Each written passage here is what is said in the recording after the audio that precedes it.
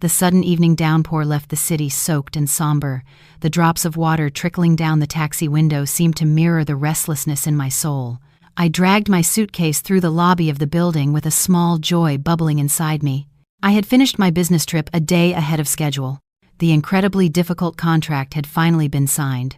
For 10 years, I had poured myself into my work, financially supporting our entire family, transforming myself from a fragile girl into a formidable woman in the business world, all so that Liam, my husband, could pursue his own passions without financial pressure.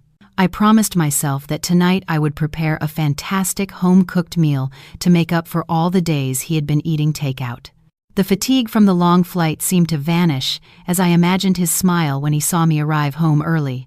However, my steps came to a dead halt just as I entered our familiar parking garage at Spot P15, for which I had paid over $75,000. In that prime location, instead of my empty car space, a flashy red Mini Cooper was parked. I narrowed my eyes to see the license plate, and a sense of unease ran through me like a shiver. It was the car of Sophia, my sister-in-law. I wondered to myself, today is Tuesday. Gavin, my younger brother, is supervising a construction project upstate. Sophia should be at her office or at her parents' house. Why would she have come all the way here during work hours? A vague suspicion arose in my mind, but I quickly dismissed it, reassuring myself that perhaps she had come to ask her brother-in-law for help with something urgent or simply to drop something off for Gavin. I dragged my suitcase towards the elevator. The squeak of the wheels echoed in the silence of the garage, strangely shrill. In the elevator, I observed my reflection in the stainless steel mirror. A 5-year-old woman in an impeccable business suit, but with a face that already showed the weariness of time, with deep dark circles from sleepless nights preparing for presentations. I sighed, wondering if Liam would notice how much I had aged or if, to him, I was still just a tireless money-making machine. The elevator door opened on the 18th floor. The hallway was deserted.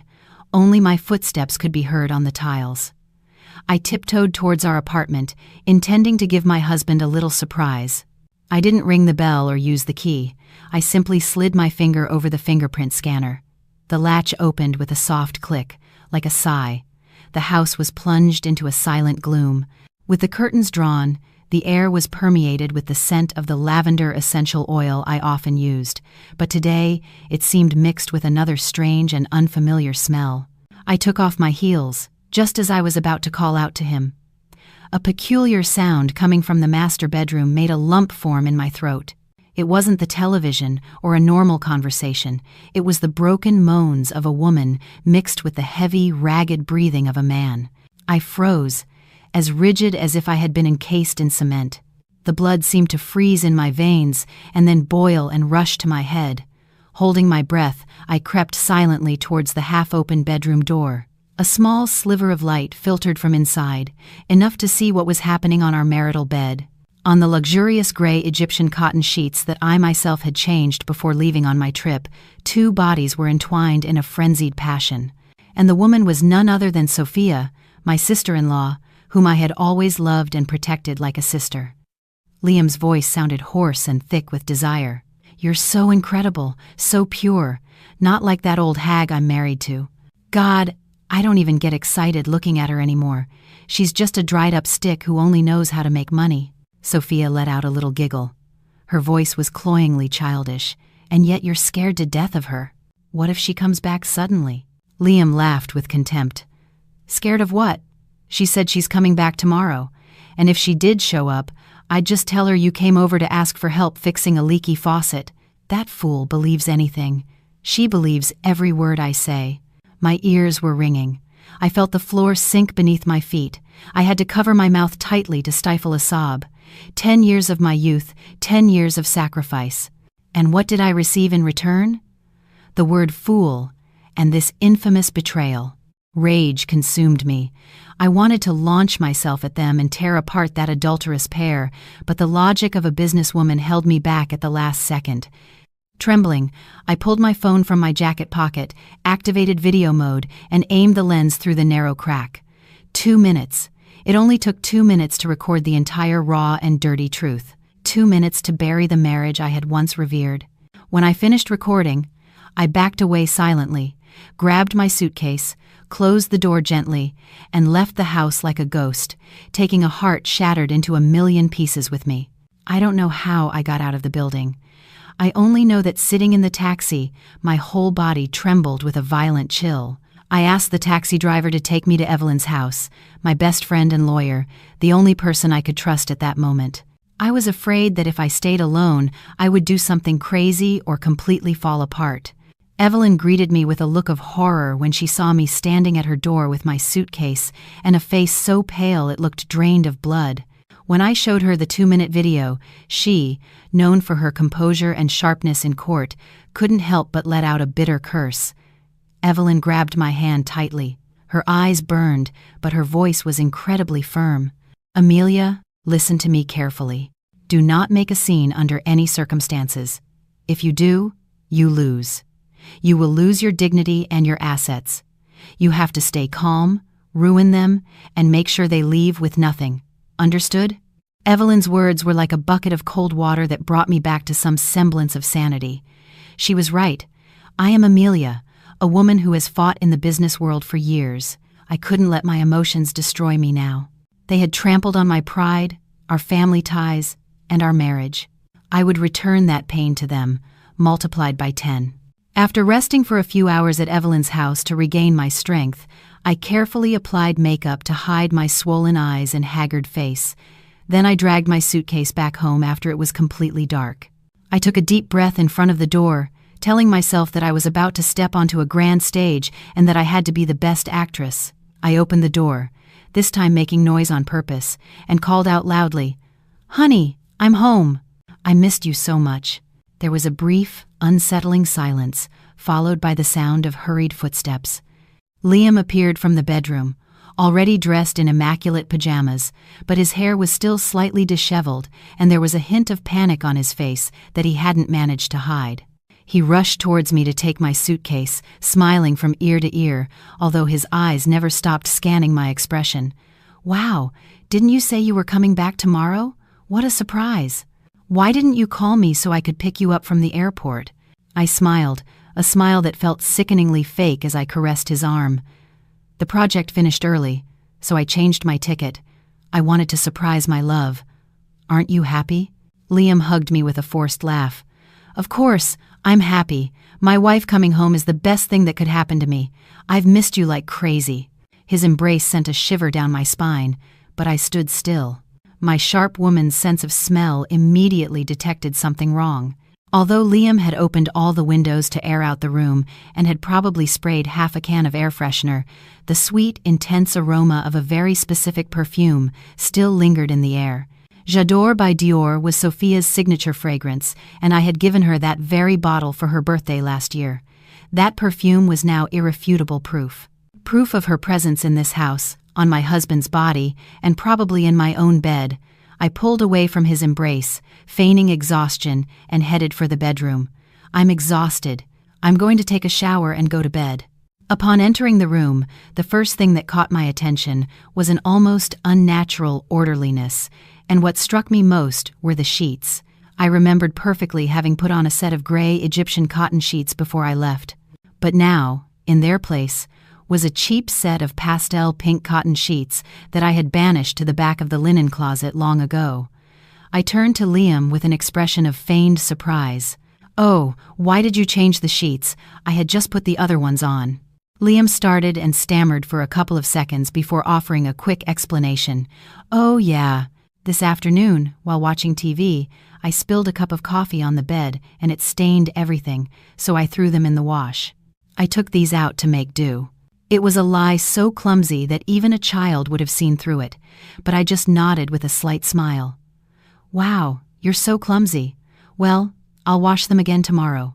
I went into the bathroom, closed the door, and turned the shower on full blast.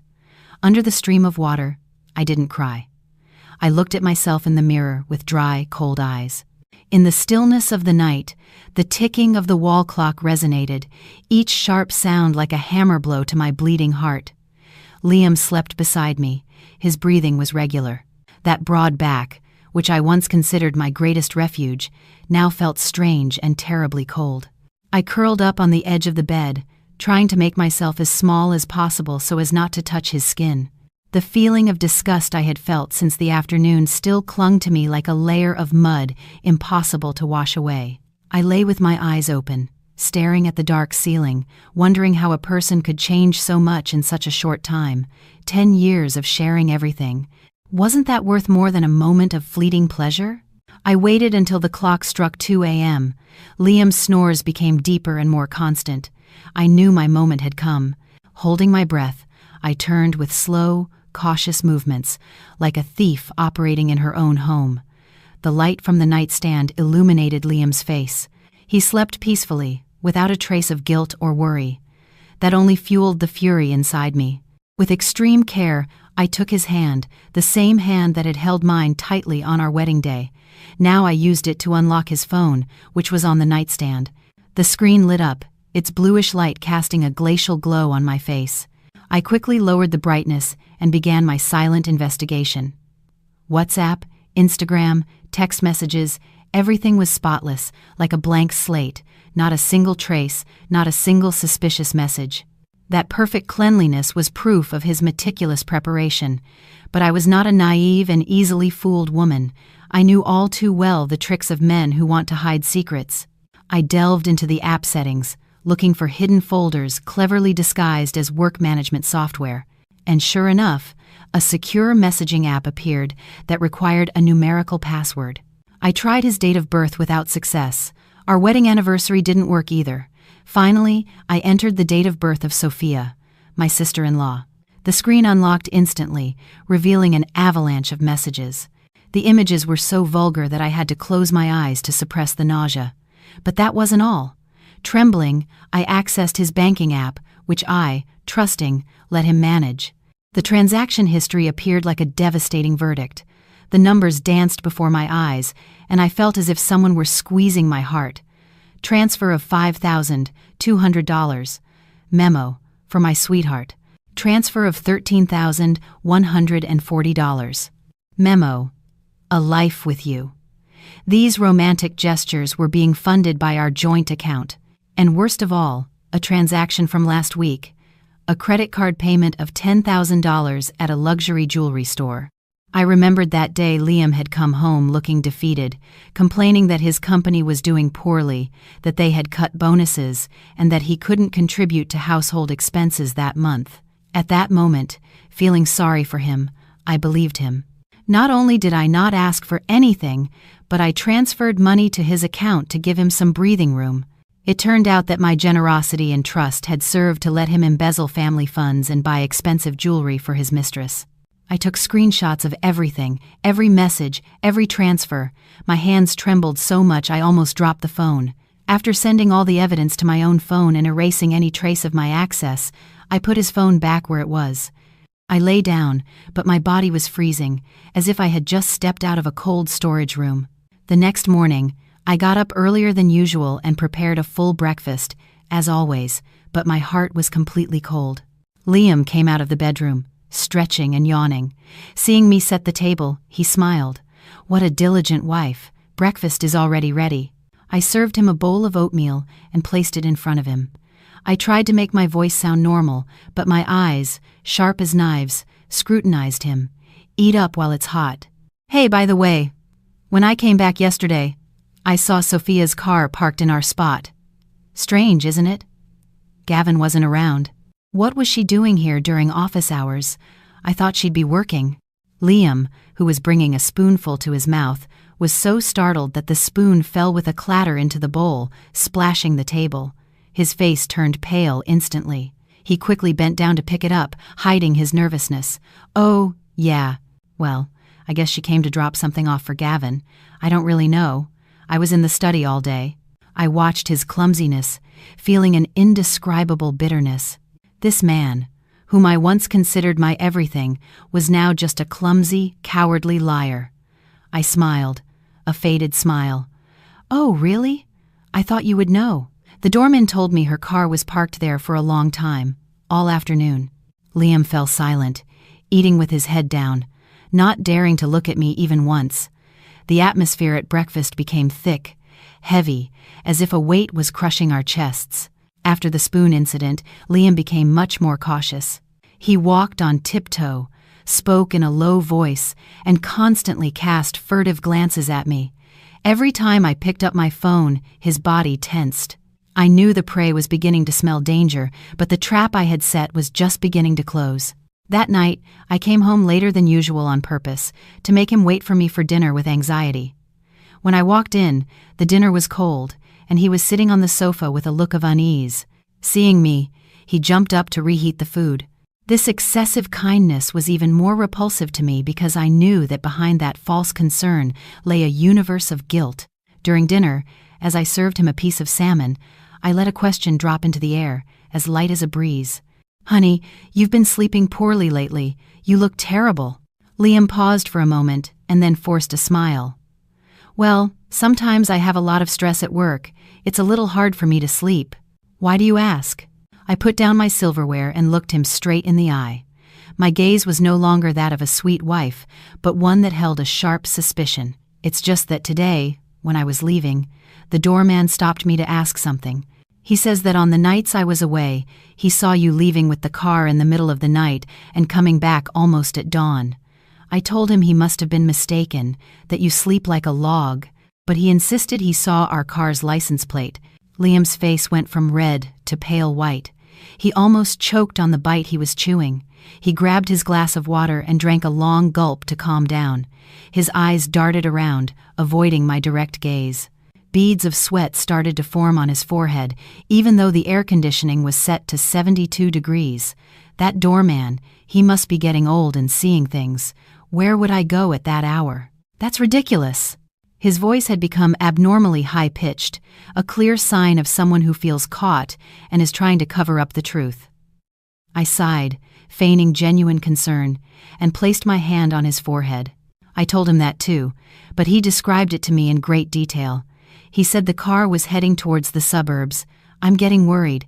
What if you're sleepwalking? I read online that many people with stress do things unconsciously at night and don't remember anything in the morning. What if we go to the doctor tomorrow? It's dangerous.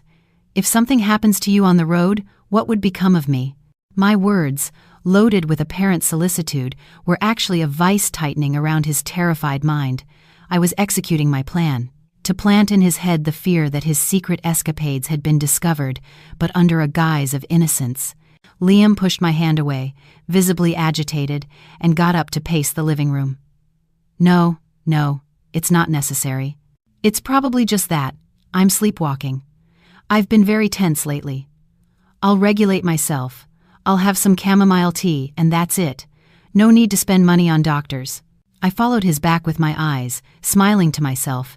If he was clinging to an excuse as ridiculous as sleepwalking, it meant that fear had already overcome his reasoning. I continued with another psychological blow. "Well, be very careful. I've heard that if you wake up a sleepwalker suddenly, they can suffer a shock. And the doorman also told me that one of those nights he thought he saw your car in the area of Sophia's house. I guess you were worried she was alone, and you went to check on her, right?" "You're so thoughtful." My last sentence was like a fatal stab. Liam froze in place. He turned abruptly to look at me, his eyes wide with panic. "What? That's not true. Don't listen to nonsense. I'm going to bed. I have a headache." With that, he fled to the bedroom like a fugitive and slammed the door. I was left alone with the half-eaten dinner. I took a sip of cold soup. A bitter taste spread through my mouth. His fear was exactly what I wanted to see. I wanted him to live with constant anguish, unable to eat or sleep in peace, just like me at that moment. That night, Liam tossed and turned in bed, unable to sleep.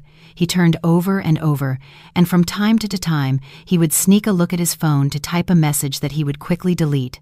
I had my back to him, pretending to be fast asleep, but I heard every one of his labored breaths.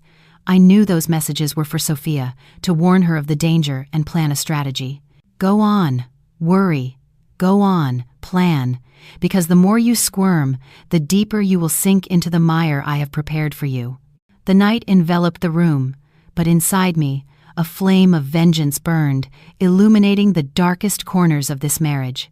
The next morning, I left the house earlier than usual, with the excuse of an important meeting. In reality, I had an appointment with the private detective Evelyn had recommended.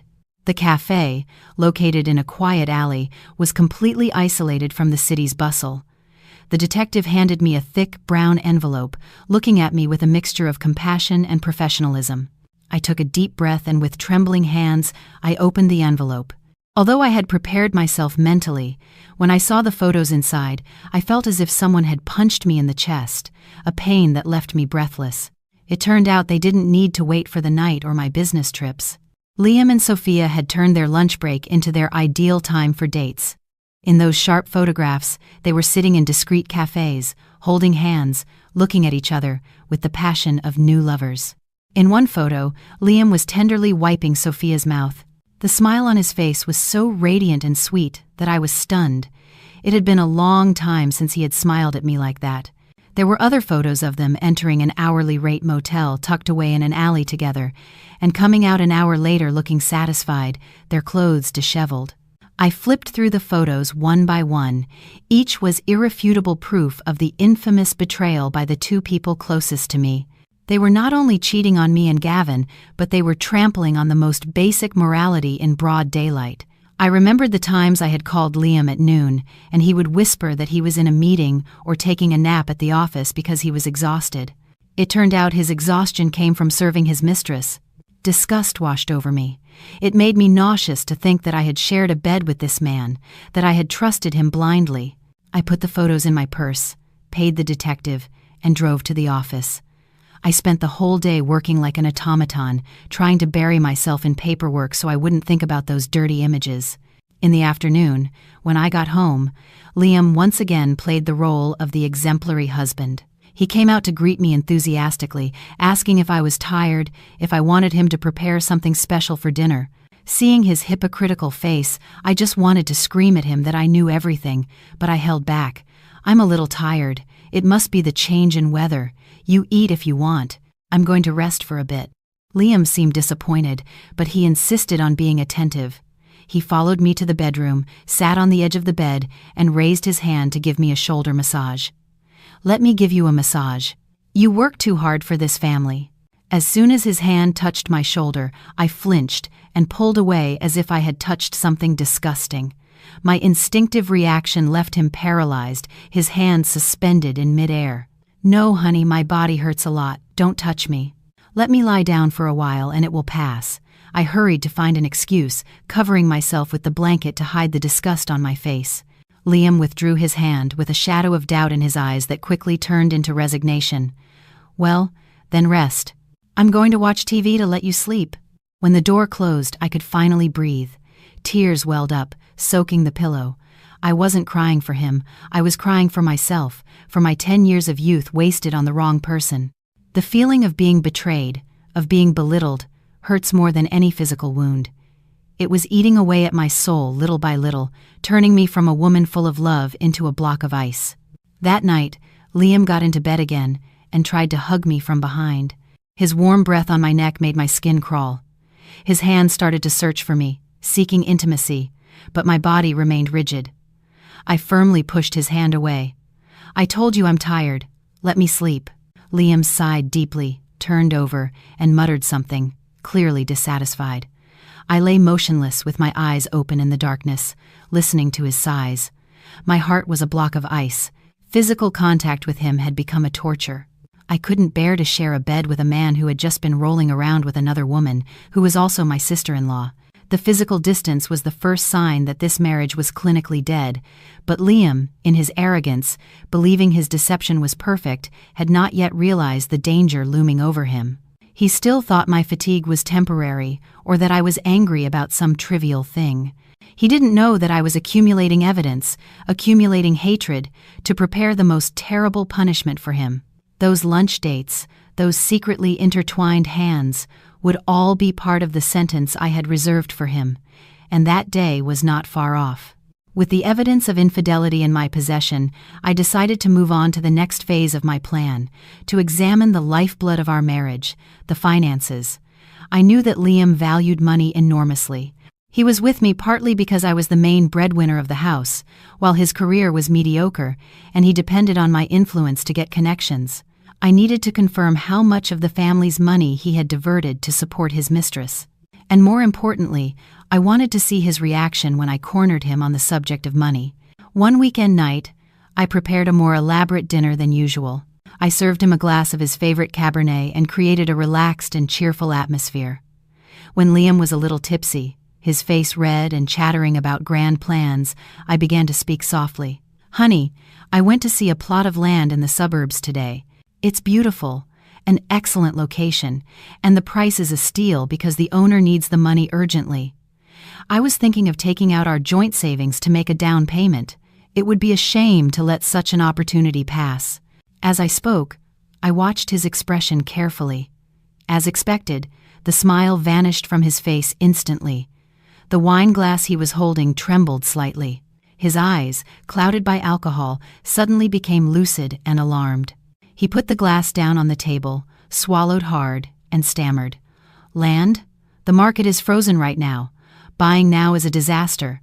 And why do you want to take out the money so suddenly, without consulting me first?" I smiled with a sweet but firm voice. "Precisely because it's a steal, I am consulting you. The money in the bank barely earns any interest. Investing in land is what brings returns. Let's go to the bank together tomorrow, okay? We'll take out about $150,000 and we'll figure out the rest." Upon hearing the figure of $150,000, his face changed color and sweat began to bead on his forehead. $150,000? Calm down a bit. The thing is, actually, he hesitated, his eyes desperately searching for a plausible excuse. "Actually what?" I pressed him, my sharp gaze penetrating his conscience. Liam took a deep breath and blurted out the lie I had already anticipated. "Actually, I've put all our savings into the stock market. The market has plummeted, and I'm trapped. I can't sell now. If we sell, we'll lose a lot. Almost half. Give me some time to see if the market recovers." The stock market excuse, a classic from husbands who spend family money in secret. I knew perfectly well that he had never invested in stocks, or if he had, it was with insignificant amounts. I knew from my own investigations that he had been slowly withdrawing that money, transferring it to a secret account from which it flowed into Sophia's pockets, or was used to make installment payments on a small apartment in his mother's name. But I pretended to believe him, sighing with an air of disappointment. "My God, why do you do these things without telling me? It's the money we've saved for years. And now you say we've lost half." That was very reckless. Seeing that I seemed to have believed him, Liam sighed in relief and took my hand to justify himself. "I just wanted to earn a little more for our future. Really, I didn't expect to have such bad luck. Come on, don't be angry. I promise that as soon as I recover what I invested, I'll take it all out and give it to you to manage, okay?" I looked at his pleading, cowardly face, feeling immense contempt. The future he was talking about was actually his and his mistress's, built on my sweat and tears. I pulled my hand away and stood up coldly to clear the dishes. "It's fine, you'll figure it out. But know that I won't forgive losing that money. I'll let it go this time, but don't let me find out you're hiding anything else from me." I turned my back and went to the kitchen, leaving him sitting there with an expression of relief mixed with unease. He thought he had fooled me, that he had gotten away with it, but he didn't know that the stock market excuse had just sealed his fate. I had confirmed what I needed to know. The money was gone, and the trust was exhausted. The betrayal was now total, encompassing body, feelings, and finances. He had taken everything we had to feed an illicit relationship. That night, as I listened to Liam's sighs, my mind no longer entertained plans of reconciliation. Instead, there were figures, legal steps to recover what was mine. I would get my money back, down to the last cent, and the price he would pay would not be just monetary, but would include the honor and career he so craved. That weekend, a cold north wind brought winter with it, seeping into every corner of the city.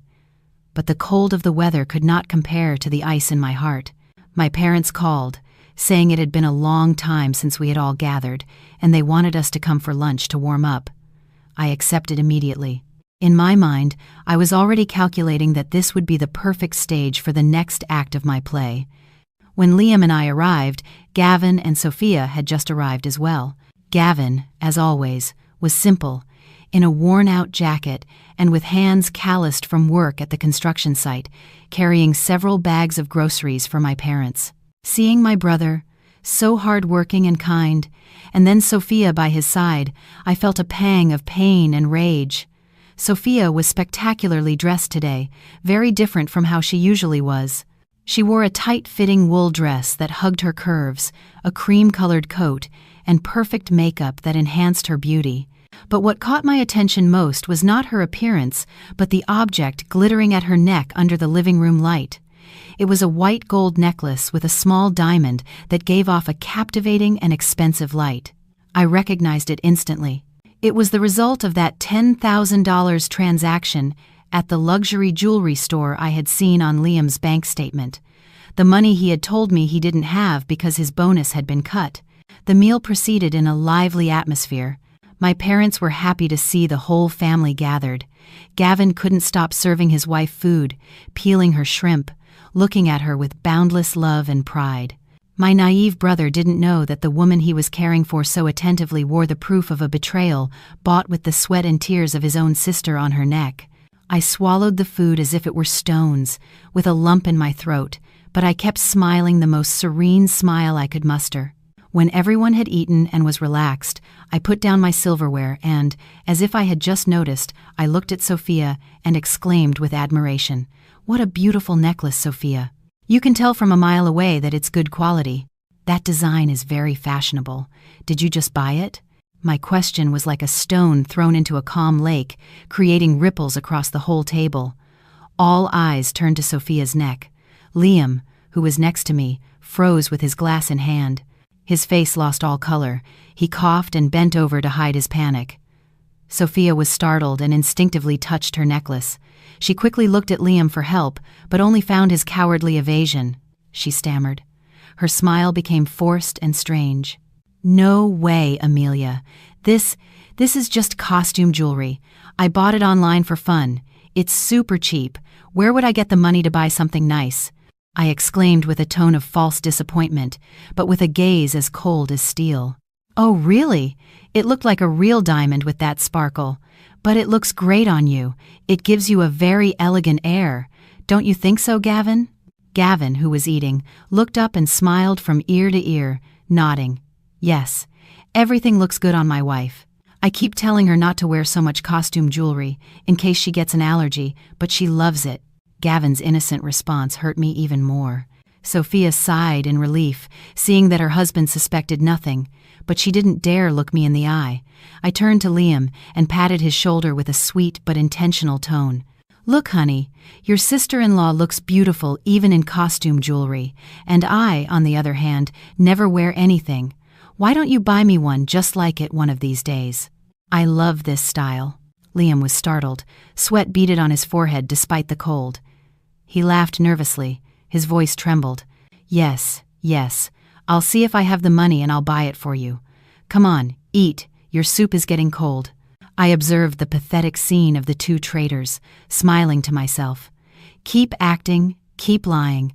That necklace may be fake in Sophia's lies, but your guilt is real. Your shamelessness is real. I put a piece of chicken on Liam's plate with the affectionate gesture of a devoted wife.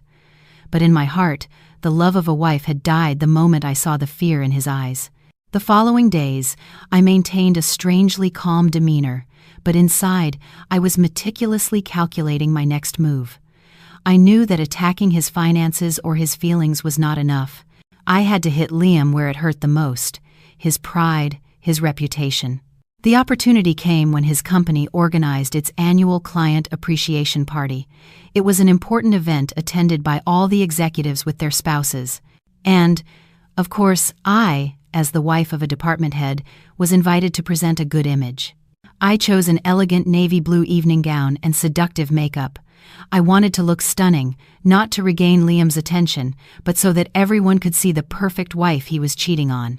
At the party, amidst the soft music and the sparkle of chandeliers, I quickly identified my target: Mrs. Gable, the wife of the deputy director. Mrs. Gable was known for being the company's loudspeaker, a woman who loved gossip and was always looking for juicy news to liven up her social gatherings.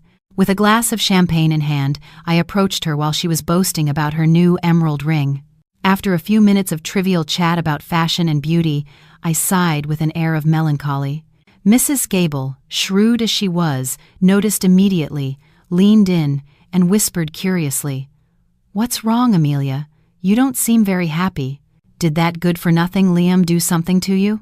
I looked around as if afraid someone would hear us, and led her to a more discreet corner, speaking in a low voice, with a tone of confidence and concern. "Oh, Carol, I'm telling you because I consider you a friend. Please don't tell anyone. I'm so embarrassed." Mrs. Gable's eyes lit up like beacons. She nodded repeatedly. "Of course, my dear. Between us, my lips are sealed. Whatever you tell me goes with me to the grave." I bit my lip, hesitating for a moment before speaking. "It's just that I've been very worried lately. The days I was on my trip, the doorman of my building told me he saw my husband's car leaving in the middle of the night and coming back almost at dawn. And the strangest thing is that there was always a woman in the passenger seat. I trust my husband completely. He's a good man, a bit dull, but I've heard rumors. They say the woman's silhouette was very familiar, that she looked like my sister-in-law." Mrs. Gable's jaw dropped. She almost dropped her champagne flute. She stammered, "What? Your sister-in-law? But are you sure? What a scandal!" I quickly waved my hands in panic, as if I had let it slip. "Oh no, it's just rumors. I'm sure people are mistaken. Or maybe Liam was just giving her a ride somewhere since they're family. Please don't think badly of him. I'm just worried that malicious gossip could harm him at the company." The more I defended him, the more convinced Mrs. Gable became of the conspiracy. She patted my arm with a look of compassion mixed with the excitement of having a scoop. "Oh, you poor thing. You're too good for your own good. In this day and age, you can't trust anyone, especially family. Don't you worry. I'll keep an eye out to see if there are any vixens sniffing around your husband." With tears in my eyes, I thanked her, while inwardly I smiled with disdain. I knew Mrs. Gable perfectly. As soon as I turned around, she would embellish the story and tell it to at least 10 other people during the party, starting with her classic, "Let me tell you something, but don't tell anyone." The rumor would spread like a toxic wind, sowing doubt and contempt over Liam's head. That night, as I walked on my husband's arm, receiving compliments on how happy and good we looked together, I felt the stares and whispers behind our backs, the laughter laden with double meanings. Liam, oblivious to it all, smiled and toasted, unaware that a storm of public opinion was brewing over him, and that the person who had unleashed it was his own wife. The feeling of using the world's gossip to punish a traitor was both cruel and strangely satisfying. Just as I had predicted, the toxic wind of rumor took effect with dizzying speed. Within a few days of the party, the atmosphere at home became suffocating. Liam would come home from work with a scowl, throwing his briefcase onto the sofa in anger. The strong smell of alcohol on his breath was unmistakable. I, who was reading, put down my book and, feigning concern, ran to take off his jacket. "Have you been drinking? Why so much today? Did something happen at the office?" Liam pushed my hand away and slumped heavily onto the sofa, loosening his tie as if he were being strangled. He grumbled, "It's those gossiping old biddies, always making things up to tarnish people's names." I served him a glass of water with lemon and sat beside him, stroking his back, which was agitated with anger. My voice was innocence personified. "What is it, honey? Who said something about you? Tell me." He who has nothing to hide has nothing to fear. If we live with a clear conscience, what do we care what others say? Liam turned to look at me with bloodshot eyes. He stared at me intently, as if trying to guess if I knew something or if I was also part of the gossip. But my face only reflected concern and absolute trust, which made him lower his gaze and sigh. "You don't know anything. They're saying around the office. They're saying I'm having an affair, and with, you'd better not hear it. It would dirty your ears. They're just jealous. Since they know I'm up for a promotion to deputy director, they're trying to tear me down." Inwardly, I smiled. "So you also know what pain and humiliation feel like when people whisper behind your back." I continued to add fuel to the fire with my usual sweet tone. Well, who can control wagging tongues? It's probably because you help everyone and you're very attractive, and people are envious of you. But don't react so harshly. The more you defend yourself, the more they'll think it's true. Just ignore them and go on with your life. If you're innocent, no one can do anything to you. My phrase, the more you defend yourself, the more they'll think it's true, was like a needle stuck in a sensitive spot. Liam started, turned, and muttered, "Yes, I haven't done anything, so I have nothing to fear. It's just that it bothers me." But I clearly saw his hand trembling, not from anger, but from fear. He was afraid the truth would come out, that the rumors were not just air, but the smoke that precedes a fire. That night, Liam didn't eat dinner. He locked himself in the bathroom and let the water run for a long time, as if he wanted to wash away the dirty words that had stuck to his body. From the living room, listening to the sound of the water, I felt a strange indifference. He was suffering because his honor had been sullied. But did he think of my honor or Gavin's when he committed his depraved acts? He looked down on me for being a workaholic, but it was that same woman who, step by step, was tightening the noose around his neck. And he still thought it was a loving embrace. Late at night, when Liam was already sleeping soundly under the effects of alcohol, his phone on the nightstand lit up with a message. I glanced over and, without needing to unlock it, read the short text on the lock screen. "I'm so scared. People are looking at me funny. What if we just end this?" It was a message from Sophia. I smiled with disdain. Their devilish alliance was more fragile than I thought. A little social pressure and it was already starting to crack. I didn't delete the message. I left it there for Liam to read when he woke up, so he could see that his little mistress was also trembling, and that he, the supposed man, was at risk of losing everything. His drunkenness tonight might help him forget reality for a moment, but tomorrow, upon waking, the real nightmare would have only just begun. I turned off the light. Darkness flooded the room, but in my eyes, the path ahead was clearer than ever. The pressure of the rumors not only kept Liam awake, but also deeply affected Sophia, the weakest link in this story. Thanks to the detective's information and her behavior in the family chat, I realized that Sophia was on the verge of a panic attack. She started acting strangely. She would be online late at night, posting vague and melancholic statuses about life and loneliness, and then delete them a few minutes later. Every night, around 1 or 2 a.m., when Liam thought I was asleep, he would sneak into the bathroom with his phone. His whispers, though low, reached me in the silence of the night. I heard the irritation in his voice and the sobs on the other end of the line. Sophia was tormenting him. She was afraid of her colleagues' stares, afraid of Gavin's unconditional love while she carried an enormous guilt. She wanted Liam to take responsibility, to protect her, or at least to give her some kind of guarantee. To relieve the pressure, Sophia spiraled into compulsive shopping. The detective sent me receipts from luxury brands and expensive cosmetics that she paid for without batting an eye. I knew that money didn't come from her modest salary or from what Gavin gave her, but from the savings Liam had been secretly passing to her. Seeing the figures in that covert financial report, I felt a sharp pain. The money I had worked so hard to earn had become the tranquilizer for an adulteress. But what caught my attention most was not the luxuries, but a photo the detective had taken the previous afternoon. Sophia, wearing a mask, oversized sunglasses, and looking furtive, was entering a private gynecology clinic hidden in a small alley. She was inside for almost an hour and came out with a distraught face, clutching her purse against her belly as if hiding a terrible secret. My woman's intuition told me that a storm, much bigger than anything before, was about to break. Sophia's visit to the gynecologist at this delicate moment, coupled with her panic and the late-night calls, could only point to one thing. She had an ace up her sleeve, a weapon that could either destroy everything or save her situation. A small life was forming. I sat on the sofa, looking at the night sky, black and starless, and a chill ran down my spine. If Sophia was really pregnant and the child was Liam's, the tragedy of this family would reach its peak. What would happen to Gavin and my parents? How would I face such a cruel truth? But I clenched my fists tightly, my nails dug into my skin. Whatever happened, I couldn't fall apart. I had come too far to turn back.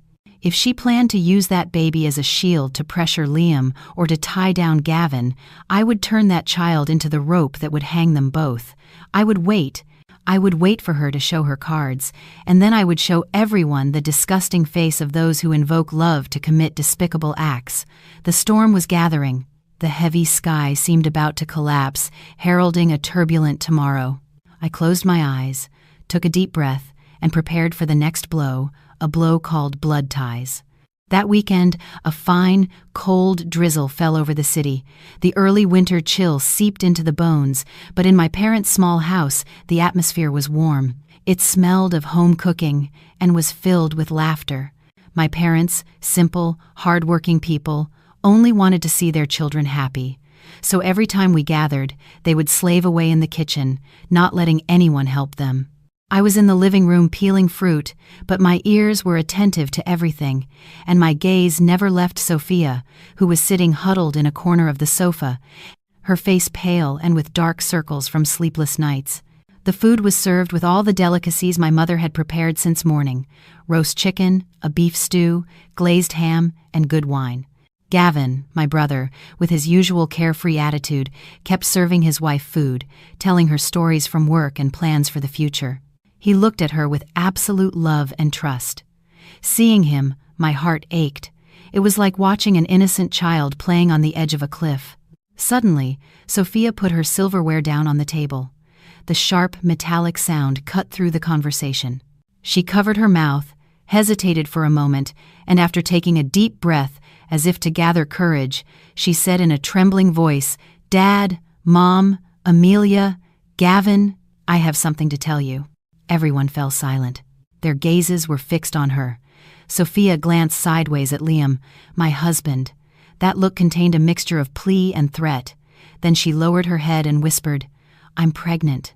Her words were like an atomic bomb dropped on the table, creating a sepulchral silence that erupted into a whirlwind of mixed emotions. Gavin was stunned for a few seconds and then shouted with joy, jumping up to hug his wife. "Oh my God, really? I'm going to be a father." "Dad, Mom, I'm going to be a father."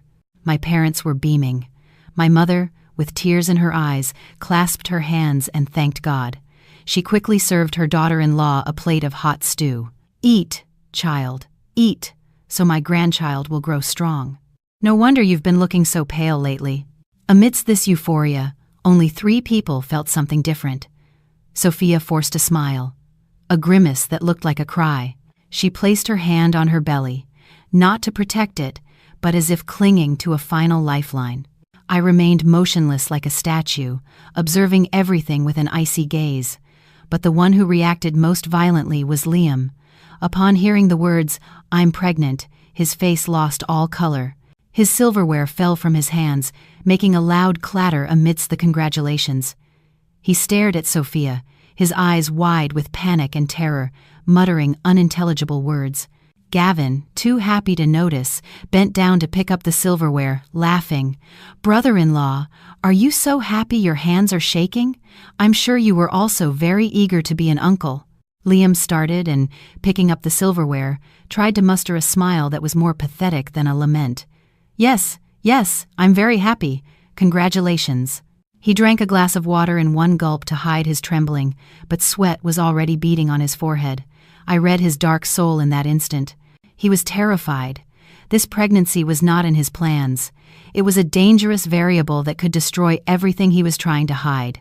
Sophia had used the baby as her last card to force him to take responsibility, or at least to tie down Gavin and secure an escape route. I raised my glass of water, and with a calm but double-edged voice, I addressed Sophia. "Congratulations to both of you. What great joy. Sophia, a pregnancy is a very important thing. Make sure you go to all your checkups to know exactly how many weeks you are and take good care of yourself." Upon hearing me mention the weeks of gestation, Sophia was startled. Her face turned pale. She quickly bent down to drink soup, avoiding my inquisitive gaze. The meal continued amidst the laughter of my parents and Gavin, but under the table, legs were trembling with fear, and in each of our hearts, a storm was beginning to brew. After the party, we said goodbye to my parents and drove home as night fell. The interior of my husband's luxurious car was plunged into a dense, heavy silence, so much so that you could hear the hum of the engine and the sound of the tires on the wet asphalt. Liam drove with his hands gripping the steering wheel, his knuckles white with tension. His gaze was fixed on the road, but I knew his mind was in chaos. The shock of the news from lunch had not yet dissipated. The pregnancy was like a rock pressing on his chest, making it hard for him to breathe. I, in the passenger seat, leaned my head back and pretended to sleep, but I was actually observing his every move. I knew he was mired in uncertainty, wondering whose child it was, Gavin's, or the result of his torrid afternoon trysts in motels with Sophia. That doubt was eating him alive, turning him into a pathetic coward. I broke the sepulchral silence. My voice, though soft, resonated in the small space, making Liam jump as if he had received an electric shock. "Is something wrong, honey?" "I just called your name." "No need to be so startled." Liam swallowed, trying to remain calm. "No, I was just focused on the road. What did you want?" I turned to look at him in profile. The yellowish light from the street lamps filtering through the window revealed beads of sweat on his forehead, despite the cold air conditioning. I smiled. A smile that didn't reach my eyes. "I'm so happy for Sophia and Gavin, though it's strange, don't you think? Gavin is away for work all the time. They've barely seen each other. But what a lucky shot, huh? A gift from heaven." My comment was like a poisoned arrow aimed directly at his deepest fear. Liam swerved the car, and it wobbled for a moment before he regained control. "Well, they're newlyweds. These things happen." It was probably during one of Gavin's quick visits home. His voice was a broken whisper. He didn't dare look at me. I continued my attack with the same innocent tone. "But if I remember correctly, Gavin has been away for almost a month and just got back yesterday. And Sophia said she's several weeks along. I'll have to remember to ask her. I'll call her tomorrow and tell her to get a detailed ultrasound. With today's technology, you can find out the exact day of conception to see if it lines up with Gavin's return. We wouldn't want there to be any confusion and for the poor guy to get upset." Liam fell silent, not daring to say anything else. I saw his Adam's apple bob up and down, his face a mask of pure tension. He was afraid that the truth would come out.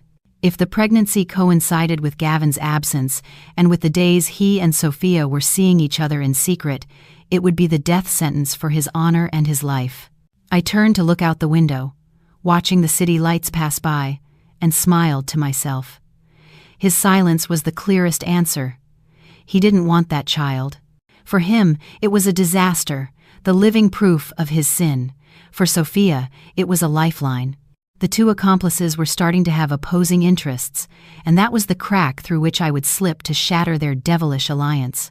"Hey," I said just before we entered the garage, my voice as light as air. Sophia's face didn't look like that of a woman happy about her pregnancy. She seemed more like she was afraid of something. Didn't you get that impression? Liam didn't answer. He just floored the accelerator, and the car shot into the dark garage, just as he was diving headfirst into a dead end in his own life. After that night, the atmosphere in both my home and Gavin's became strangely tense. Gavin was still floating on a cloud of impending fatherhood, calling me every day to tell me about Sophia's cravings. He treated her like a queen. Meanwhile, Sophia and Liam, the two culprits, were living in the hell they had created for themselves. I knew Sophia was using the pregnancy to pressure Liam. She wanted security, money, or even a status, and Liam was trying by all means to deny his responsibility and get rid of that burden. Sitting in my office, I looked at the ultrasound Sophia had posted on Facebook with an ambiguous message. "A gift from God. Mommy will protect you at all costs." I smiled with disdain. Protect him at all costs? Or use him to blackmail her lover? I needed to know for sure who the father was, but I couldn't act directly. I couldn't take Sophia for a paternity test. It would alert them and hurt Gavin before the time was right. I called Evelyn. "Evelyn, I need your help. Do you know anyone at the clinic where Sophia has her checkups? I need to access her medical records, but with complete discretion." Evelyn sighed on the other end of the line. "What are you planning? Stealing her records? That's a crime. Are you crazy?" I smiled bitterly. "No. I just need one piece of information: the expected due date. From there, I can deduce the date of conception. I need an excuse for Gavin to start suspecting on his own. If I tell him now, he won't believe me. He's blind with love." Evelyn was silent for a moment and then agreed. While waiting for the information, I began to execute my plan to divide them. I knew Liam was terrified. He was afraid Sophia would do something crazy and tell everything if he didn't meet her demands. I had to push that fear to the limit. That night, while Liam was smoking on the balcony, I brought him a glass of orange juice with a tone full of concern. "Honey, I stopped by to see Sophia today, and she was crying her eyes out. She says she's stressed from the pregnancy, that she's afraid Gavin won't believe the child is his because he's been away for so long. I told her not to worry, that Gavin is a good man. But she kept muttering strange things, like she was being forced to have an abortion, that someone didn't want to take responsibility. I didn't understand anything. Do you think she's hiding something from us?" Upon hearing my words, the cigarette fell from his hands. He turned abruptly, his face as pale as wax. She said that? Who's forcing her to have an abortion?" I shrugged with the most innocent face in the world. "I don't know, she was just crying and saying that. It seemed very strange to me. Who would want her to have an abortion?" My sentence, left hanging in the air, made Liam start to tremble. He ran his hands through his hair, pacing back and forth like a wounded animal. He was thinking that Sophia planned to betray him, exposing him to me with hints. The fear of being discovered filled him with resentment towards her. He began to see her as a dangerous and treacherous woman he should distrust. On the other hand, I also worked on Sophia. From a fake profile, I sent her an anonymous message: "Your lover is trying to shirk his responsibility. He's looking for lawyers to hide his assets, and plans to divorce, to go abroad. You and your child are just an obstacle. Be careful." Sophia, upon receiving that message, would go crazy. She would think Liam was deceiving her, that he planned to abandon them to save himself. Distrust, fear, and greed were corroding their illicit relationship. They were no longer lovers, but enemies. One wanted to use the baby as a weapon, the other saw it as a catastrophe. And I, in the middle, just needed to fan the flames a little for that alliance to be consumed in the fire of its own betrayal. While the fire in my home spread silently, my brilliant lawyer friend brought me another shocking piece of news. News that made me realize that the man with whom I had shared my life was not just an unscrupulous adulterer, but a true white-collar criminal. That afternoon, Evelyn summoned me to her office. She placed a thick file on the table, looking at me with a grave and compassionate expression. "Amelia, prepare yourself. The problem isn't just that he used household money to support his mistress. It's much worse." I opened the file. Figures, contracts, and invoices danced before my eyes. They were proof that Liam had been using his position as head of purchasing to conspire with suppliers, inflate prices, and receive million-dollar kickbacks. That money didn't go into his account but was funneled through shell accounts to a slush fund he had created for his own purposes. "Look at this," Evelyn said, pointing to a transfer marked in red. "This money comes from a construction company. It was transferred to his mother's account with the memo loan repayment, but it's actually his 10% commission on a cement contract from last month. In the last 2 years, he's embezzled almost $1 million. Amelia, this is misappropriation of funds. It's a very serious crime. If the company finds out, not only will he be fired, but he could end up in prison for years." I listened to Evelyn with a ringing in my ears. I felt the floor open up beneath me. I knew Liam was greedy, that he had his schemes, but I never imagined he was so reckless and stupid. He was risking his career, his honor, and his freedom for limitless ambition. What was he using that dirty money for? To buy Sophia a house? To live a life of luxury? Or to prepare a future without me? Rage consumed me. But it was no longer the jealousy of a betrayed wife. It was the contempt of an honest businesswoman for a fraudster. For 10 years, I had built my reputation. I had always taught him to live with dignity, to earn money through his own efforts. And meanwhile, behind my back, he was engaged in these shady dealings. He had not only betrayed me, but had betrayed the most basic human values. I closed the file and took a deep breath to calm down. Thank you, Evelyn. This is the death sentence I needed. I thought a divorce and a division of assets would be enough, but not now. I'm not going to let him get away with it. If he dared to do it, he will have to face the consequences. I'll keep this, and at the right moment I'll show him how dearly greed is paid. I left the office and drove aimlessly through the city. Watching people come and go, I remembered the early days of our marriage. We were poor but happy. We ate instant ramen and dreamed of a small house. Now we had a big house, we didn't lack money, but the people had changed beyond recognition. Liam had been blinded by money and desire. He had burned the bridge that connected him to decency. When I got home, I saw Liam watching television, trying to look calm, but with an anxious look in his eyes. I looked at him and felt nothing for him, only disgust and pity for a wasted life. He didn't know yet that the scythe was hanging over his head, and that the one wielding it was the wife he had always underestimated. That afternoon, the late autumn sun cast a weak, golden light on the asphalt, unable to dispel the biting cold.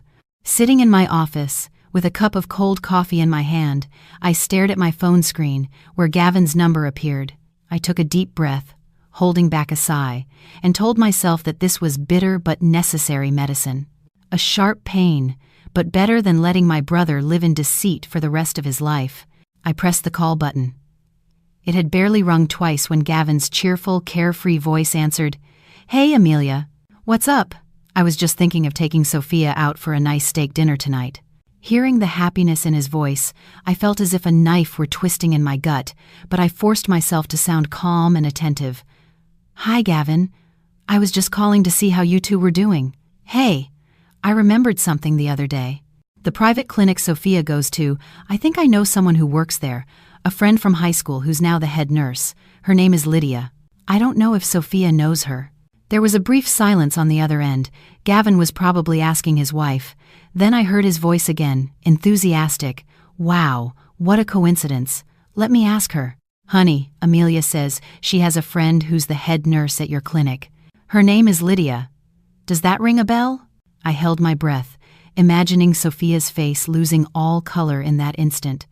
After about 10 seconds of silence, Gavin's voice came back, this time with a hint of doubt. "She says she doesn't know her, that she just goes for her checkups and that's it. She doesn't pay attention to names. Why do you ask?" I smiled slightly. My voice was laden with false concern but carried considerable weight. "Oh, I was just thinking that if it's a trustworthy place, it's better. I was going to call Lydia to ask her to keep an eye on Sophia, to take good care of her, and while she's at it, to check her records to see how the tests are going, the exact due date, so we can prepare better. With people you know, you always feel more at ease. Lydia is very meticulous. Nothing gets past her." My phrase, "nothing gets past her," was like an arrow straight to the target. I heard a noise on the other end of the line, as if something had fallen. Gavin's voice sounded alarmed. "Careful, honey. What's wrong? Did you drop your glass? Did you burn yourself?" Sophia's voice came through, trembling and full of fear. "No, nothing's wrong. I just felt a little dizzy." I smiled coldly and added another psychological blow. She felt dizzy? Well, all the more reason to be careful. Okay, I'll call Lydia right now. I'll tell her to review the records this afternoon and let me know. We're family. We have to take care of each other. Hearing that, I knew Sophia would be terrified. If my fictional character, Lydia, reviewed her records, she would discover that the gestational age revealed a conception date that coincided with Gavin's absence and with the days she was seeing my husband. Okay, I'll tell her. I'll let you go. Sophia's not feeling well and I'm going to take her to rest." Gavin hung up quickly. His voice no longer sounded so cheerful. It was now tinged with worry.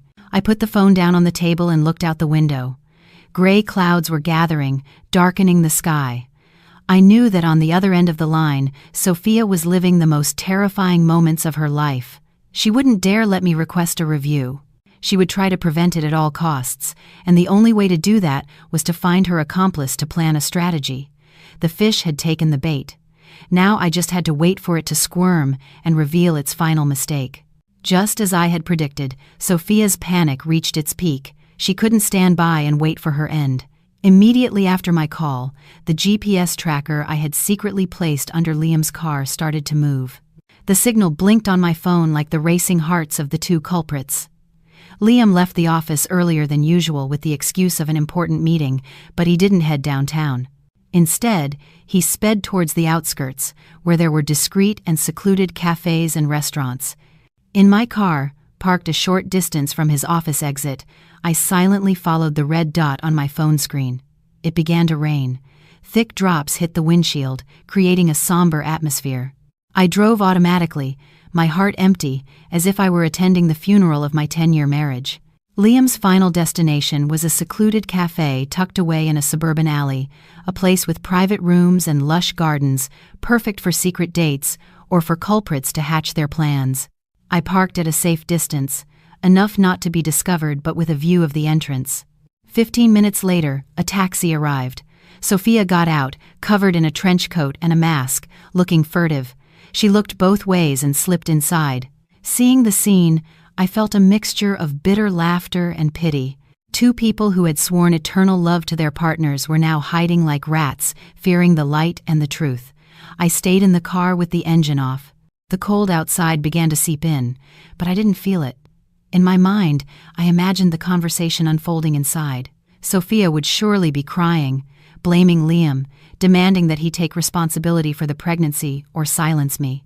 And Liam, that coward, would be desperate, looking for excuses to shirk his responsibility. Egoism and fear would lead them to attack each other, and that would be the moment the curtain would fall. I took out my phone and wrote a message. My fingers slid across the screen, each letter sharp as a knife. I didn't send it immediately. I saved it in drafts, waiting for the perfect moment. I needed an eyewitness, someone who would see the raw reality with their own eyes, so that the pain would sever any bond, so that no one could lie or deceive anymore. Time passed slowly. The rain continued to fall. I looked at the clock. More than 30 minutes had passed since Sophia had gone in. Enough time for an argument, for confessions, and for my patience to turn into action. I took a deep breath. I regained my composure. Gavin was at the construction site, overseeing a concrete pour before nightfall. The noise of the mixer and the shouts of the workers had him completely absorbed. Suddenly, his phone vibrated in his pocket. He wiped his cement-covered hands on his pants and took it out. A message from an unknown number. He almost deleted it, thinking it was spam, but the first line made him freeze, his heart in his throat. Your wife Sophia and your brother-in-law Liam are meeting in secret at the Lotus Lounge, VIP Room 3. Go now and find out whose baby your wife is expecting. Don't be the fool who raises another man's child. Gavin read the message 3 times. Each word was like a drill in his brain, paralyzing his senses. He couldn't believe it. Sophia, his sweet, good wife, whom he loved more than his own life. Liam, his respected brother-in-law, who always helped him. How could they do this to him? But his instinct told him something was wrong. The suspicion, which had already begun to grow with his sister's hints, now burned fiercely. Trembling, he called Sophia. The phone rang again and again, but no one answered. He called Liam. Same result. The phone was off or out of service. Their silence was the clearest confession. The blood rushed to his head. He threw his hard hat to the ground and yelled at the foreman, "That's it for today. Everybody go home." Without further explanation, he ran to his truck and sped off like a madman, despite the rain and slippery asphalt. In his mind, there was only one thought. He had to go there. He had to see it with his own eyes. The happy images of his family, Sophia's smile, Liam's encouraging pats on the back, all crumbled in his mind, turning into sharp fragments that tore at his heart. The 10-mile journey felt like an eternity. He drove, screaming under the rain. Tears mixed with the water, salty on his lips. He prayed it was a bad joke, that when he arrived, he would find nothing, that his wife would be at home resting. But his reason reminded him of Sophia's strange behavior, Liam's evasive gaze at the last family meal. When his truck screeched to a halt in front of the lounge, I, from my car, saw my brother, drenched, his eyes bloodshot like a wounded animal. Without asking anyone, he burst into the place with a fury that made the employees step aside in fear. I gripped the steering wheel, my heart pounding, watching in pain as my brother entered the den of betrayal. Gavin ran like a whirlwind down the wooden hallway, his thundering steps drowning out the sound of the rain. He stopped in front of the door of VIP Room 3, the place indicated in the message. His breathing was ragged, his chest heaving violently. From inside came the sobs of a woman and the shouts of a man. Sounds so familiar they left him paralyzed. What do we do now? Amelia suspects something. I'm so scared. What if Gavin finds out? Sophia's voice, trembling. Just shut up. Why didn't you take the pill? And now you're blaming me? I told you to get an abortion. Liam's voice, cold and cruel. Gavin couldn't take it anymore. With all his might, he kicked the door. Bang! The door flew open, crashing against the wall. The scene revealed before his eyes was cruder than any nightmare. In the dim light, Sophia was sitting on the floor crying, her clothes disheveled. Liam stood in front of her, a wad of cash in his hand, about to throw it at her. When they saw Gavin at the door, drenched, his eyes red as hell, they froze. Gavin, Sophia stammered, pale as a ghost. Liam dropped the bills, which fluttered to the floor. He stood with his mouth open, trembling, unable to utter a word. Gavin looked at the two people he loved most in the world, a lump in his throat. The pain was so immense it paralyzed him. Only his eyes shed 2 rivers of burning tears. Why? Why, you two? Why did you do this to me? He cried out in a heartbreaking wail. He lunged at Liam, not to hit him, but to grab him by the shirt collar and slam him against the wall. You're my brother-in-law, my brother. How could you sleep with my wife? How did you dare? Liam, terrified, tried to break free, pleading, Gavin, calm down. Let me explain. It's not what it looks like. She was the one who seduced me. Liam's cowardly excuse was the last straw. Gavin punched him in the face. Pow! Blood spurted from Liam's nose as he fell to the floor, moaning. Sophia screamed and clung to Gavin's legs. Don't hit him, please. It was my fault. He forced me. Gavin looked at the woman kneeling at his feet, the one he once swore to protect. Now she filled him with infinite disgust. He kicked her away. Get off me. Don't touch me. You make me sick. The child you're carrying is a bastard. Trash. I, from the doorway, witnessed the entire tragedy, and tears streamed down my cheeks. I felt no satisfaction, only immense pain for my brother. The truth had come out, at too high a price. I entered the room. My cold, firm voice resonated amidst the chaos. That's enough, Gavin. Leave him. Hitting him will only dirty your hands. Let the law and their consciences punish them. My appearance stunned them all. Liam looked at me with swollen eyes. Sophia bowed her head, not daring to look at me. Gavin turned to me and broke down, crying like a child. He ran into my arms, trembling. I stroked my brother's soaked back as I looked at Liam and Sophia with contempt. Get ready. The curtain has fallen.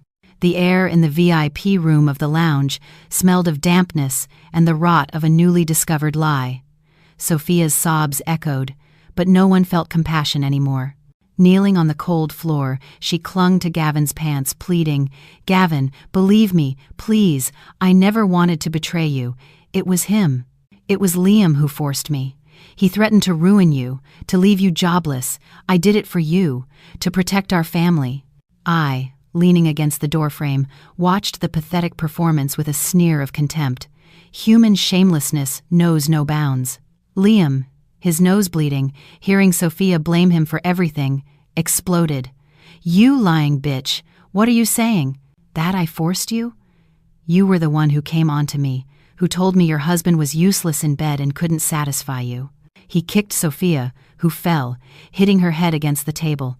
But she got up, disheveled like a fury, and lunged at him, scratching. You coward, you miserable wretch. When you were enjoying it, you called me your love, your treasure. And now that we've been caught, you wash your hands of it. You told me your wife was a piece of wood, that you were sick of that old hag.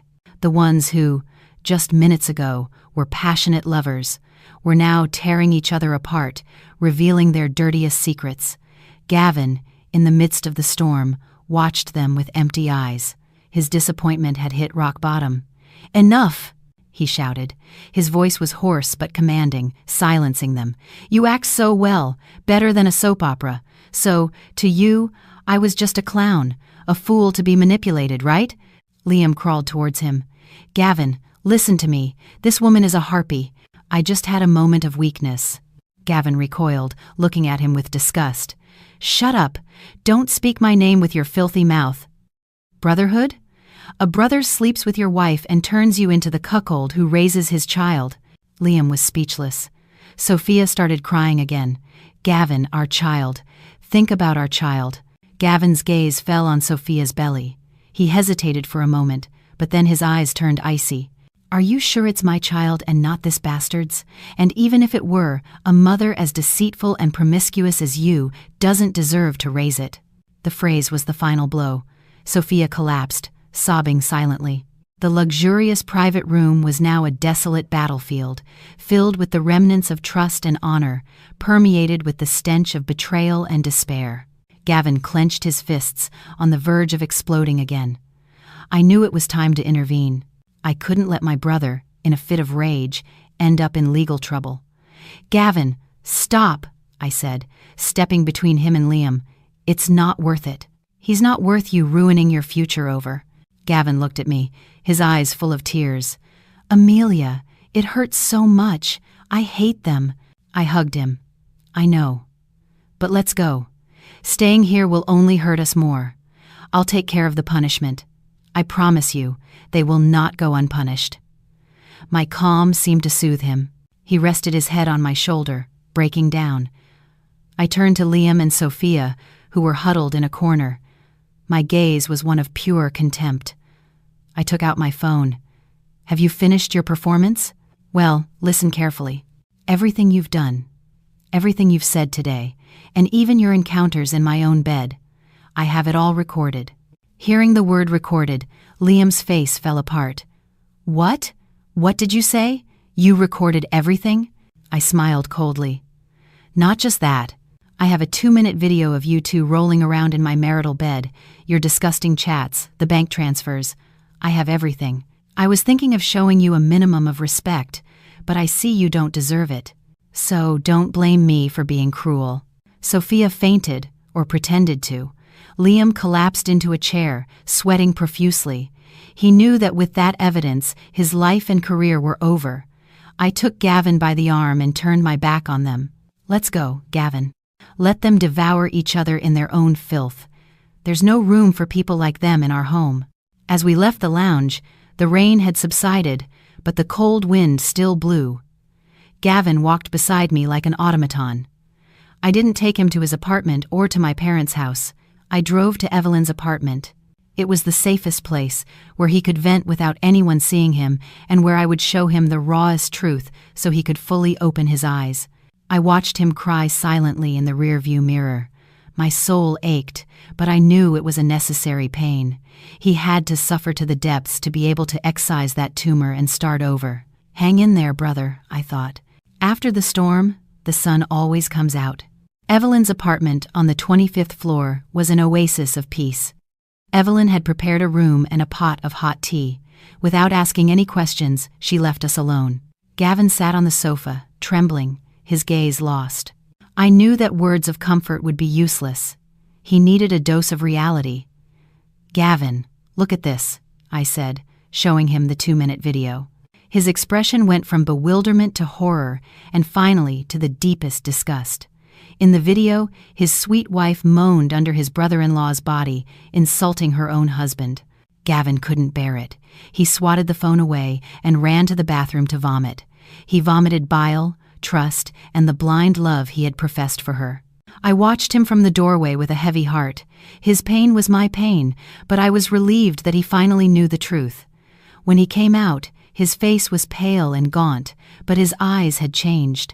There was no longer weakness, but a flame of hatred and a cold determination. "Amelia, I was wrong. I've been a fool. I killed myself working to give her a better life, and she treated me like an idiot." I took his hand. "It's not your fault. It's the fault of people's wickedness.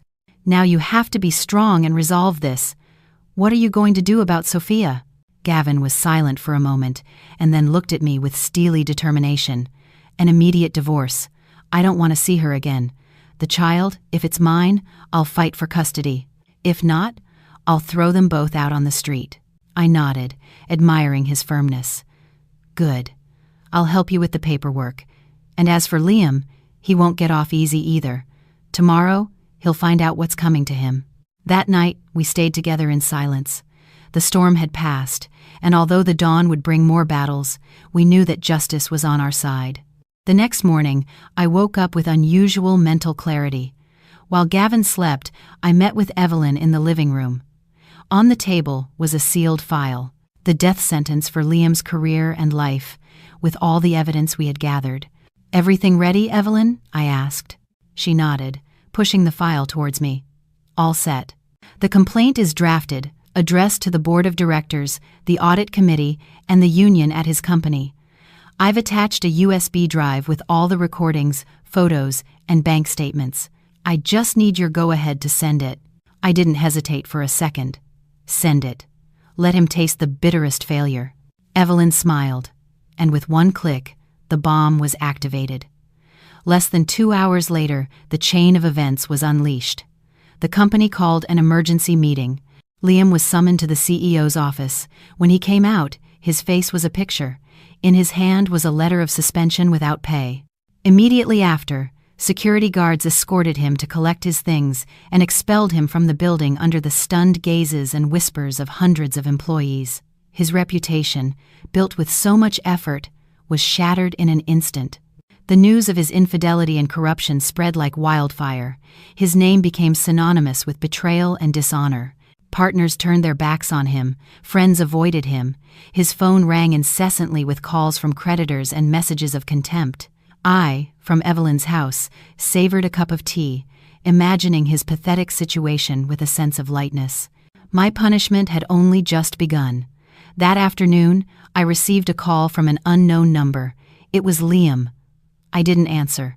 I let it ring until it stopped, and then I blocked the number. I didn't want to hear his pleas. Justice, both professional and personal, had just begun its course. I got up and went to wake Gavin. "Get up, brother. The day has just begun. We have a lot to do." That afternoon, while I was organizing papers, the doorbell rang insistently. When I opened it, I found 2 men from a bank. They handed me a foreclosure notice. The figure took my breath away. $300,000. The house, our home, had been mortgaged by Liam behind my back 6 months ago. I remembered the day he gave me a stack of papers, saying they were for a company guarantee. Trusting, I signed without reading. And now that signature was facing me with ruin. What had he spent that money on? On luxuries for Sophia, on an apartment in her name, and on failed cryptocurrency investments. Just then, Liam arrived, haggard and reeking of alcohol. Seeing the men from the bank, he tried to run, but I stood in his way. "Where are you going? Come in and face the consequences of your actions. $300,000. You're unbelievable." Liam knelt, crying and begging. "Amelia, save me. Pay the debt, please. If they take the house, we'll be on the street." I looked at him with infinite disgust. "There is no us. I will sell this house to pay the debt. I'll keep the rest as compensation for my lost youth, and you will leave with nothing. You mortgaged my trust, and now you will pay with your life." He knew I was serious. I was no longer the submissive woman he could manipulate. I was the creditor of his life. Meanwhile, Gavin returned to his apartment and packed all of Sophia's belongings into 2 suitcases. When she arrived, she found her things in the hallway in the rain. "Gavin, are you kicking me out?" "I'm pregnant," she cried. He looked at her with icy coldness. "Don't use the child as an excuse. Go to your parents or your lover. This house is not a refuge for adulteresses." He slammed the door in her face, leaving her alone with her humiliation. Desperate, Sophia went to the apartment Liam had bought her, but found him at the door, drunk and out of his mind. "Witch!" he shouted, slapping her. "It's your fault I've lost everything," Sophia cried. "You deceived me. You promised to take care of us." Liam laughed like a madman. "Take care of you? I got that money by mortgaging my wife's house, and now I've lost it all. Get out of here." He kicked her suitcases, scattering her clothes on the street. Sophia, sitting amidst the disaster in the rain, began to laugh, a bitter, chilling laugh. She had dreamed of being a queen and ended up buried in a mine of fool's gold. The next day, I met Liam at a cafe near the courthouse. I arrived early and placed the signed divorce petition and the file of evidence on the table. When he entered, I barely recognized him. He was gaunt, with a grown-out beard and deep, dark circles. "Amelia, do you really want a divorce? Can't you give me a chance?" he pleaded, his voice broken. I took a sip of tea. "A chance? You've repaid 10 years of sacrifice with betrayal, debt, and corruption. Look at this file. If I hand it over to the police, how many years do you think you'll spend in prison?" Liam glanced at the papers. His face turned ashen. He knelt in the middle of the cafe. "Amelia, I beg you, don't send me to prison. I'll do whatever you want." I didn't feel a shred of pity. "Get up. I'm giving you 2 options. Either you sign the divorce papers, leave with nothing, and let me have the rest to pay the debt, or we see each other in a criminal trial and you lose everything, including your freedom." Trembling, he took the pen and signed. His signature, crooked and shaky, put an end to 10 years of marriage. He bowed his head, crying, not out of remorse, but for the material loss. I stood up and left without saying goodbye. The news of our divorce and Liam's firing spread through our hometown like wildfire. As expected, my mother-in-law was the first to react. She showed up in the city that same night, furious, ready to put the daughter-in-law who had ruined her son in her place. "You heartless woman, what have you done to my son to make him end up like this? A man can have a slip-up, and a good wife should know how to forgive and guide him back, but you've destroyed him." I let her vent. I understood her maternal blindness. When she finished, breathless, I offered her a glass of water. "Drink, mother-in-law. And now, before you judge me, look at this." I connected my phone to the television and played the 2-minute video, then the photos, the messages, and the bank statements. At first, she refused to watch, but Sophia's moans and Liam's lewd voice left her petrified. She saw her son, her pride, committing adultery with his sister-in-law, diverting thousands of dollars to his mistress while she lived poorly in the town. When it was all over, she sat in silence, pale, her hand on her chest. Tears rolled down her wrinkled cheeks. "My dear daughter, I didn't know he was so miserable. I'm sorry. I misjudged you. You poor thing." Her pain was sincere. She was also a victim of her son's lies. "It's not your fault, mother-in-law. It's his fault. I can't go on living with a man like that." She left, crestfallen, carrying the shame. She no longer defended her son. The truth had crushed her. For me, it was the final chapter. It was time to start living for myself. With the divorce decree in hand, the first thing I did was put the apartment up for sale. It was an empty shell filled with dirty memories. I wanted to erase any trace of them, like excising a tumor. On moving day, as I packed my things into boxes, I saw our wedding photo. 2 smiling young people vowing eternal love. What irony! I didn't tear it up.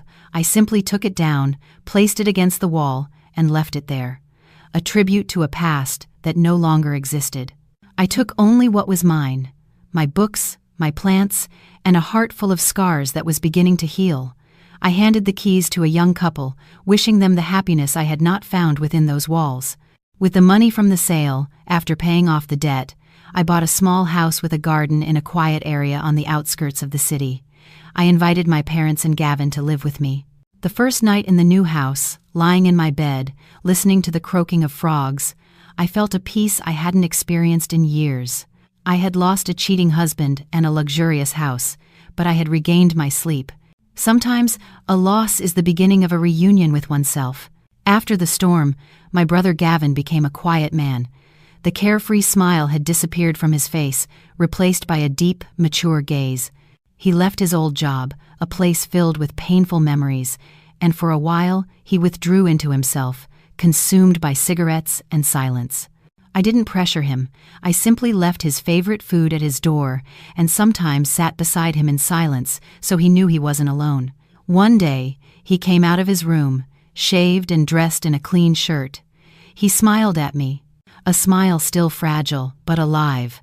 "Amelia, I'm okay. I can't go on like this. I have to take care of our parents and you." He found a new job at a foreign company and immersed himself in it, not to escape, but to rebuild himself. On weekends, he helped my father in the garden, and laughter filled the house again. I knew his wound was healing.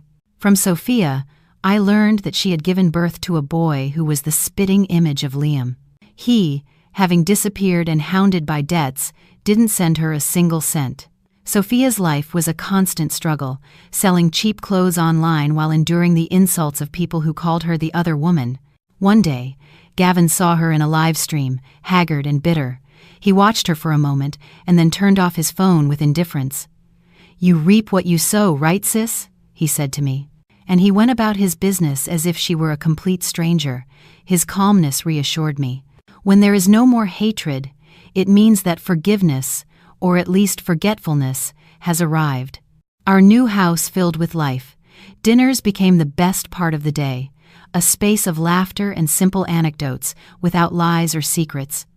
Looking at my family, I felt an overwhelming emotion. The storm had washed away the rotten parts, leaving only the solid foundations of family love. We had survived together. One night, Evelyn came to visit. Sitting on the porch under a starry sky, she told me, "You're different, Amelia. More serene, more radiant. They say a woman is most beautiful when she belongs to no one." I smiled. "It's not that. It's that now I belong to myself and my family. I've wasted so much time chasing ghosts. Now I want to live in the moment." One Sunday morning, as I was enjoying a coffee and a book in the garden, Evelyn appeared again. This time, she brought a business plan. "What's up, boss?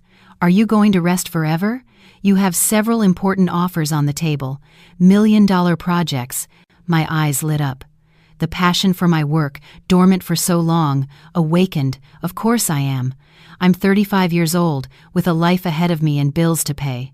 A woman, with or without a man, needs her own career and her own money to walk with her head held high. Evelyn nodded. "That's my girl." "Hey, and seriously now, don't you regret being so hard on them? They say Liam is working as a laborer on the border to escape his debts, and that Sophia barely has enough to eat." I put down my coffee cup and looked her in the eye. Regret? Never. Being cruel to the wicked is being compassionate with myself.